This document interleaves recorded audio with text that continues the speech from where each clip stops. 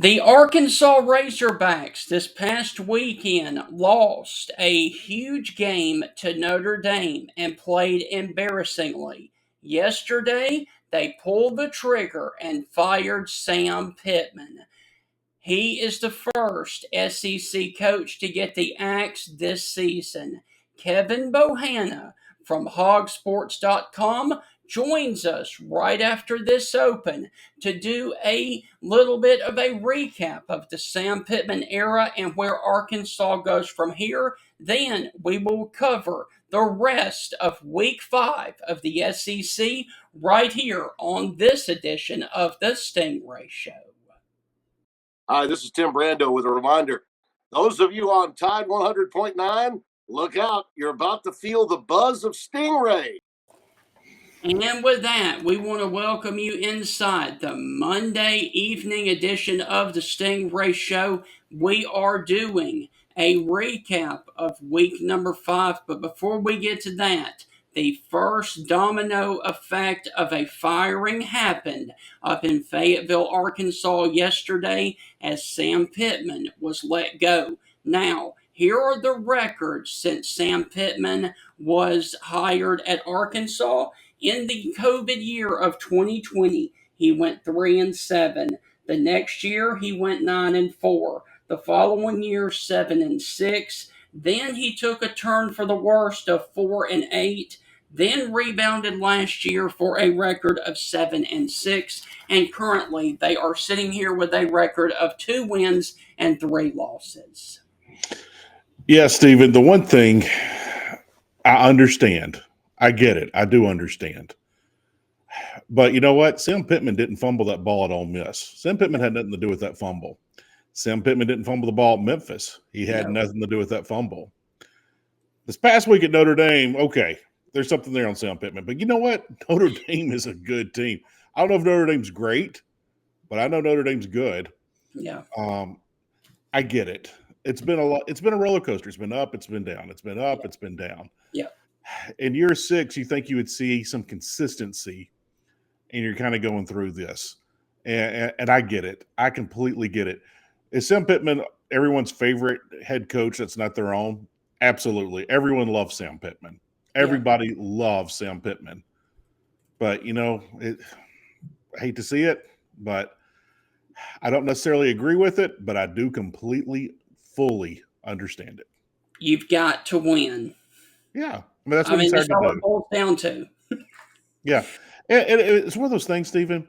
Even if Sam Pittman was 7-6 every single year from his second year on, this would probably still be coming. Yeah.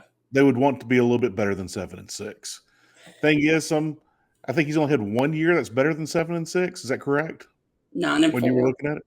Yeah. And so I'm at these other seasons. I get it. Do I hate it? Yes. Right. Do I understand it? Oh, yeah. I get it. Completely understand it. All right. So, to do a recap of the Sam Pittman era and to look forward to who they could potentially bring in at Arkansas, here is Kevin Bohanna from hogsports.com up there in Fayetteville. Kevin, how are things with you in northwestern Arkansas? Busy, guys. And I thought of you and Heath yesterday at 12:01, and we knew it was coming. It was just a matter of how they were going to do it and, and how they would let the players know. So the players were notified via text from Hunter Yurachek. One of the players I talked to was at IHOP when it happened. So players were off on Sunday, obviously going into a bye week. And, coming off of Saturday's loss, that was historic in a bad way. 42 points allowed in the first half. That was the most points allowed by a non-SEC team, at home in 20 years. So that just shows you right there. I mean, Notre Dame did guys, their second, third down of the first half came with 3 minutes left. That's how easy it was for them to score. So it was leading up to that point. And, to Heath's point, yeah, he didn't fumble the ball on against Memphis, didn't fumble the ball against Ole Miss. But it's the lack of consistency, the discipline, the fine attention to detail that got him let go yesterday. Yeah, Sam Pittman got Arkansas out of the gutter. They were 4-20 under Chad Morris, 4-18, and then Morris got let go in the middle of the season in 19, and they lost the last two games, 7-19 in one-score games. But you can trace this back to 2022. Okay, the one-score losses. Barry Odom and Kendall Briles leave, so Sam Pittman has to make his second hire as far as offensive coordinator and defensive coordinator. Okay, so he goes to Dan Enos, who he knew that had been at Arkansas previously from 15 to 17, and he went with a young, unproven defensive coordinator in Travis Williams. Williams had a great career at Auburn as a linebacker. He was a co-defensive coordinator there, but he didn't get his first full coordinator title until 21 and 22. So he had 2 years experience right there, and so he brought in for 23. And the results just didn't get to where they were. The inability to adapt to the NIL and recruiting plus in-state recruiting led to the roster that were there. Okay. Mm-hmm. So, you can look back and say he wasn't given the resources. That's fine. But I've seen guys make more with less. And that was ultimately the downfalling. He had right about the same record Brett Bielema did. Maybe a couple of games here or there. But it was about the same as you look at it. Bielema went 3-9 that first year. Pittman had a 4-8 year. But Bielema got fired as he walked off. And I have a good feeling that Pittman, that conversation was had Saturday after the Notre Dame game. Kevin, go ahead and talk about the interim head coach is now Bobby Petrino, and this morning he started laying off all of the defensive staff. Talk about that, please. Yeah, it's weird how things come full circle. Going back to April 1st, 2012, I remember like it was yesterday, and I was talking to Trey Biddy yesterday about it, and we remember when that was the pinnacle of the 21st century for Arkansas Razorback football. Arkansas went 10-3 in 2010, went to the Sugar Bowl, lost to Ohio State, and all the players that they paid under the table illegally selling, gold pants, necklaces and all that good stuff. And then the next year, go to the Cotton Bowl, beat Kansas State, 11 wins. So he's 21-5 in 2 years. Ended up 34-17. He was dismissed, obviously. 3 years ago, when he was at Missouri State, Petrino was invited to the Little Rock Touchdown Club. I was sitting front and center for it. And he showed pure remorse for what happened. And he stated that the Arkansas job was his favorite. That was where he had the most success and, where he really loved being at. So he wanted to express his remorse, and he did. And I feel at that point the Arkansas fan base said, man, it'd be nice to have him back. So fast forward a little bit. Arkansas plays Missouri State. Missouri State gets up on Arkansas in the fourth quarter. It ends up being a 38-27 win by Arkansas, but there were some kinks in the armor. In 2023, you could really tell that Bobby Petrino really exposed the weaknesses and the inconsistencies in Sam Pittman's football team. So, Kevin, I'll make a joke before I get to my question. So officially yesterday, cancel culture is completely dead in America, right? Bobby Petrino is back riding again at Arkansas. So we can cancel culture, right? Exactly. Of course, I'm joking. But, ifs, ands, buts, candies, and nuts. Christmas would be every day. We're going to do a hypothetical. None of us know the correct answer, but you know more than we do. And I just kind of want to get your feel. If they don't fumble the ball at Memphis, they win that game. Sam Pittman still head coach there today? Yes. All right. Let's say they lose that Memphis game, and that's an ugly loss. And I thought they were going to fire him after the Memphis game. I didn't think he was going to make it to the parking lot, especially after we saw what happened to Brett Bielema. They fired him on the field. Yeah. But if he had won the Ole Miss game and lost that Memphis game, is he canned? No, Okay. I don't think so. It's just crazy to me, and that's the world of college football. This is not the first time this has happened to a coach, where a crazy odd play, a fumble here or there cost the coach the job and the staff. But I do want to make the point, and this is true to almost 99% of all college football firings. You hire the wrong coordinator, offense or defense, it will cost everyone their job. Yep. It will cost every last person on that staff their job. With that being said, I love the hot boards. I've been reading over them because I always get tickled of some of the names you see and hear. Yeah. Some are far-fetched. Some are like, what are you thinking of putting this guy on the list? And this is not from the university. This is just some writer coming up with something or reading something off a message board. But what's the craziest name you heard? Or what's the absolute no name that you've heard? Like, that's never going to happen. Nick Saban. I mean, and Dan Lanning. I mean, there have been Arkansas media that have brought up Dan Lanning that they could get him back in the SEC. Wow. And that's after Oregon goes and puts it on Penn State in a whiteout. And look, Dan Lanning has a direct line to the Nike god. I mean, Phil Knight. So, I mean, he's got him on speed dial. He has that relationship.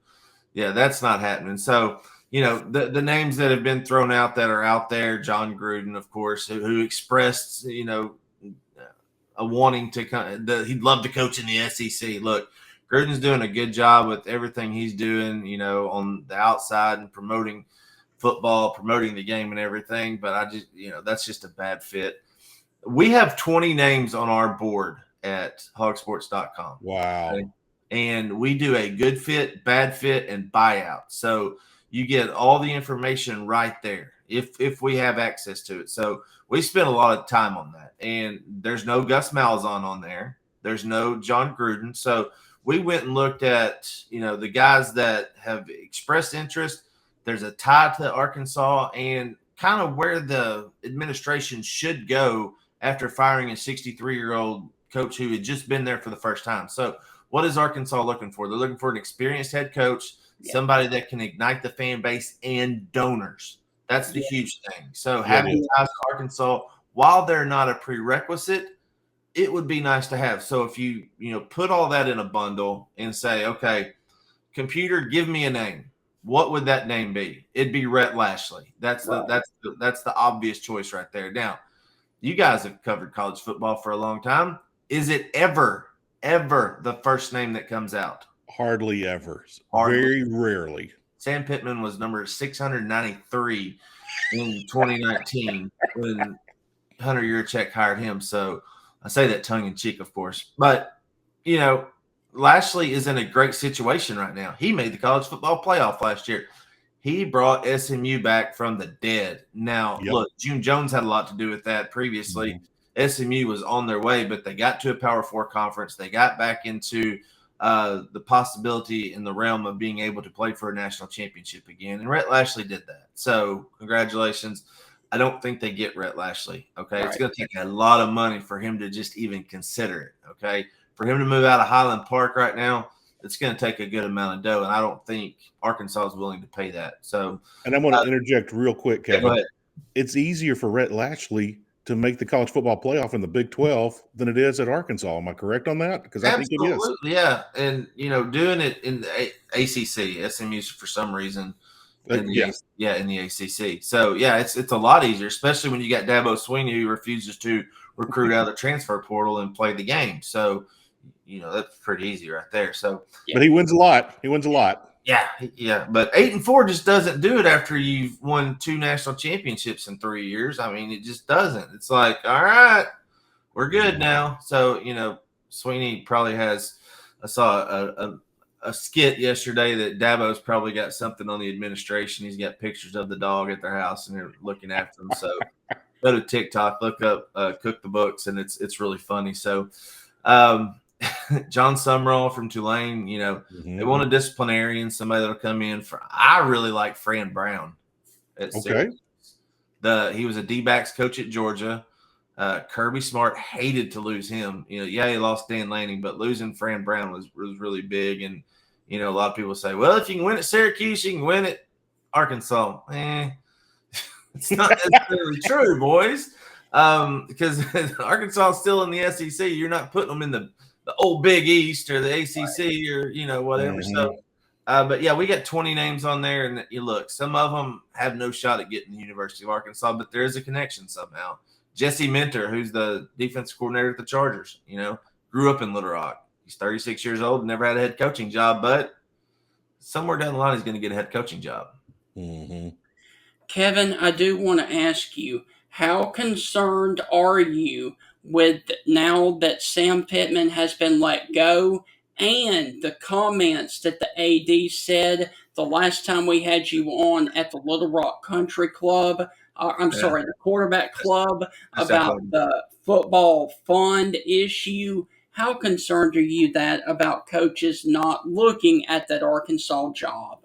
Well, he Good went question. complete 180 yesterday. I mean, a complete 180. His exact quote, and I had it pulled up earlier, but he said that as we begin our national search for a head coach, we will have the resources available to the coach and his staff to compete for a national championship. So 2 weeks ago, that wasn't the case. And he put a caveat at the end of it that Coach Bobby Petrino would be included in that search. Now, so Bobby Petrino is auditioning to be the Arkansas permanent head coach for the second time. What's the first thing he does? He relieves the defensive staff of their duties. Yes. Both a coordinator in Travis Williams, co-defense coordinator Marcus Woodson, and a defensive line coach Deke Adams. Those three are gone. Nick Perry, the deep cornerback coach, is the only defensive guy left. So it's going to be interesting. He and Petrino and Yurichek are meeting with the media today at noon, so we'll get a little bit of insight on what happens and what's going for us. But he's meeting with every coach, so we'll see. Kevin, two questions here for you. Yep. Am I a conspiracy theorist? No, but it's kind of fun to go down those rabbit holes. Right. Oh yeah. Is there a reason why they didn't fire Sam Pittman after the Memphis game? Do you think that they were like, if Bobby Petrino was approached like, hey, we're going to make a move, do you think Bobby's like, do we need to wait after the Notre Dame game before we do this? I mean, I know it sounds far-fetched, but I won't put anything past Bobby Petrino either. With all of that being said, I think they could do the writing on the wall with that Notre Dame game. I think they knew where their team was. Yeah. Do you think they waited like, hey, let's wait, and I'm going to get my defensive guys here, and I'm going to get an idea. I'm going to let these guys go and keep these guys. Do you think they waited a week, and so Bobby Petrino could be a little bit more prepared to bring in some folks in after this move, especially with the bye week? It could be, because that gives you 3 weeks at that point because you're at a bye week. So right. At this point, look, if you start last week, like you said, which is not a far stretch as you may think. Right. That gives you a runway. That gives you a runway to, get the guys and kind of get. Now, will they completely overhaul everything? No, because remember, these are 18, 19, 20, right. in some cases 23-year-old kids that still have to go out there and play. So it's going to be simplified, and, it's not going to be the cure for all ails by eliminating Sam Pittman. That he was just a bystander of everything that's going wrong in this program right now. So there's got to be a lot of changes that need to happen. But getting a different voice in there, and Petrino is a different coach from Pittman. We know that. I got you. I know Steven's got a question. I'm going to follow up my second part of the question. Bobby Petrino, with his interview, and this will be short, he's got the off week this week to prepare, but then he's at Tennessee, who looks great. Yeah. He's at Texas A&M, which I'm somewhat convinced they might be the best team in the SEC. And then you got Auburn, improved from last year, but that's a winnable game. Yeah. Then you get Mississippi State, improved from last year, but that's a winnable game. You got another off week. You got LSU. They look miserable right now. Yeah. Will they figure out, turn around? Maybe, probably, maybe not. I don't know. None of us do. Texas, I think that's a winnable game. Missouri, that's a tough task to climb. Yeah. So he's got some hard hurdles to overcome. How many has he got to overcome to become head coach? I say at minimum 4. Oh, okay. Okay. Yeah, I mean, 4-8 doesn't do you much.